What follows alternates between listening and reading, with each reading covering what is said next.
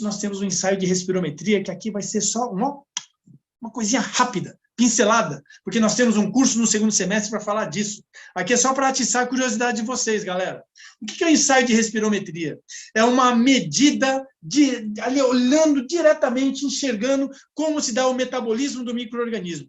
Como que a bactéria vai comer o substrato que você vai estar dando? Qual é a afinidade que a bactéria tem com esse substrato?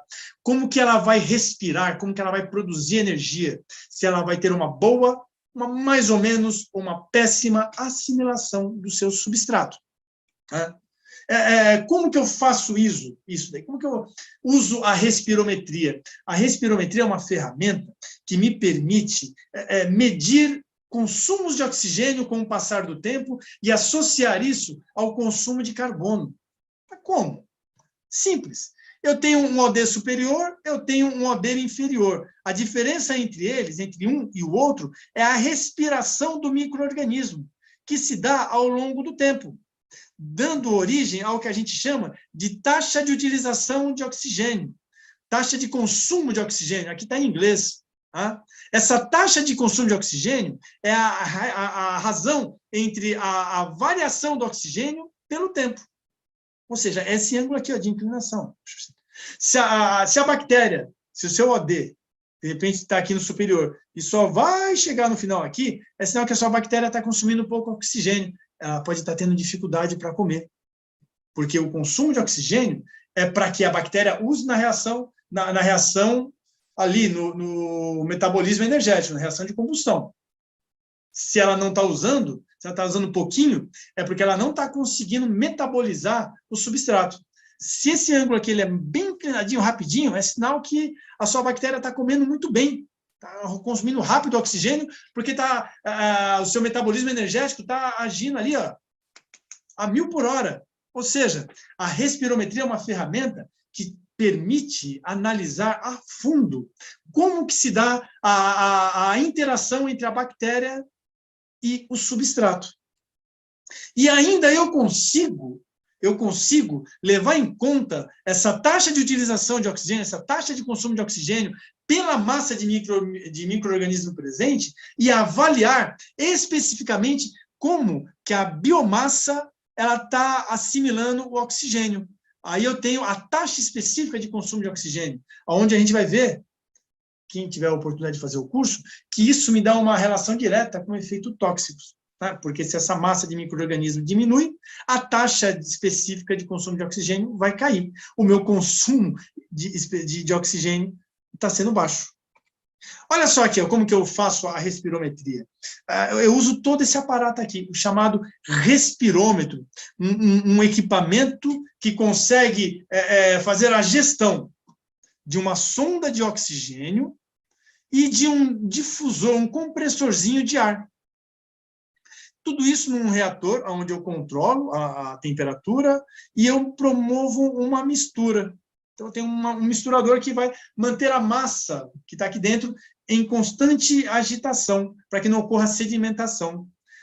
Olha aqui, um teste de respirometria montado. O que eu tenho aqui dentro? Eu tenho o meu lodo biológico, que foi retirado ali imediatamente do meu tanque de aeração.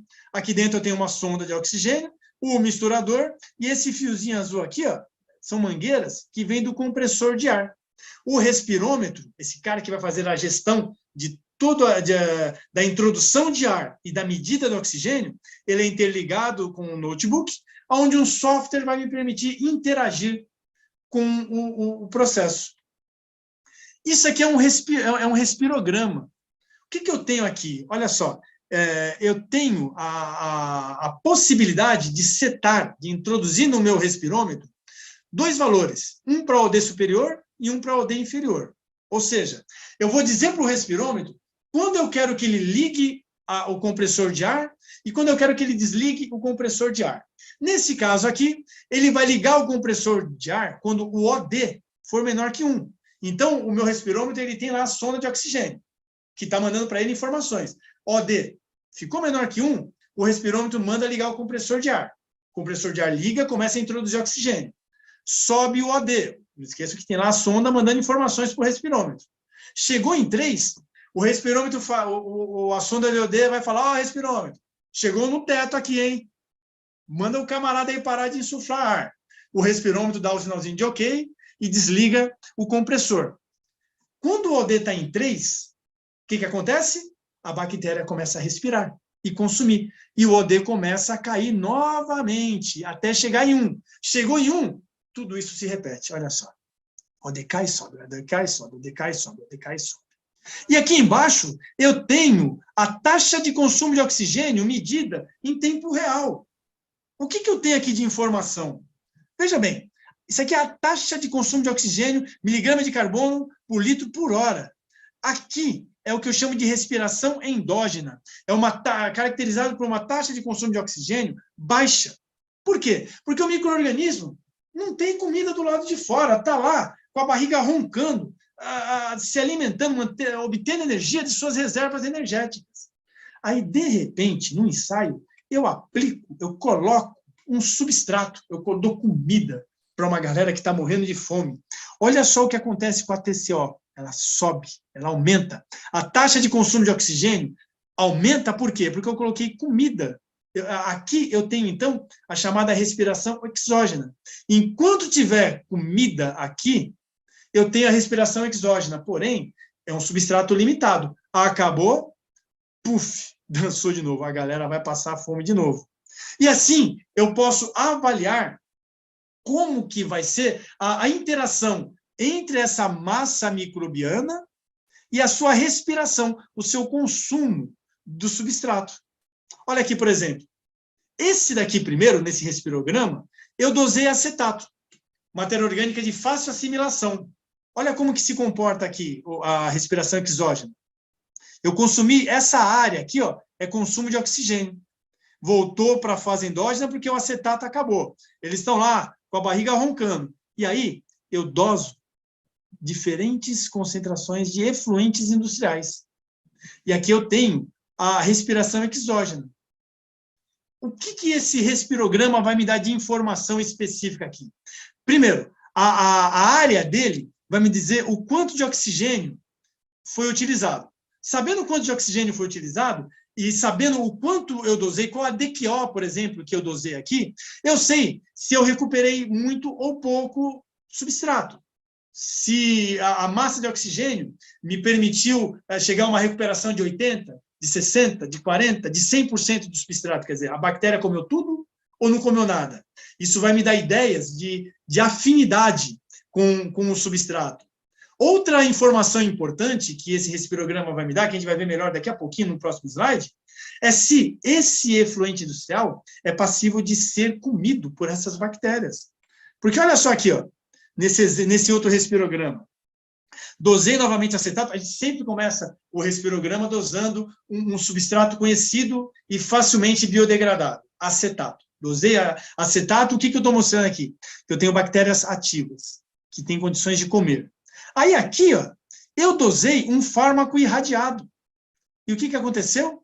Nada. As bactérias cagaram para o meu fármaco irradiado. A matéria orgânica que eu ofereci para elas nesse intervalo aqui, ó, não foi biodegradada. Eles não assimilaram. Eu não tive uma respiração exógena. Eu mantive-me na respiração endógena, ou seja, as bactérias estão lá, consumindo a sua reserva energética. Ou seja, esse substrato aqui, ó, não é biodegradável. Mas, além de não ser biodegradável, será que ele é tóxico? Será que ele matou os meus micro-organismos? Não sei. O que eu faço para saber? Doso novamente acetato aqui depois de um tempo. Opa! As bactérias deram sinal. Comeram, eu tive uma respiração exógena. É sinal que as bactérias estavam lá. Com isso, eu consigo inferir que esse substrato, ele só não é biodegradável, mas ele também não é tóxico, porque as bactérias estavam lá e estavam viáveis, porque quando eu joguei comidinha que elas gostam, elas deram sinal de vida. Então, meus amigos, minhas amigas, a respirometria é uma ferramenta importante e que estará aí à disposição de vocês para aprender a usá-la para operar o seu sistema de tratamento, principalmente se o seu sistema é daqueles que recebe coisas que até Deus duvida. Ainda, só para darmos uma última informação, para mostrarmos como a microbiologia está muito interligada com o tratamento, Isso aqui, ó, meus caros e minhas caras, é a curva típica de crescimento de crescimento microbiano. Eu tenho a fase lag de aclimatação, a fase de crescimento exponencial, uma fase estacionária e a fase aqui que os micro-organismos começam a decair, o decaimento, a fase da morte. Então, ao longo do tempo, eu tenho aqui no comecinho, nessa fase inicial, onde está chegando a matéria orgânica. Ela está lá, do lado de fora. É a chamada respiração exógena. Eu vou consumir o substrato externo.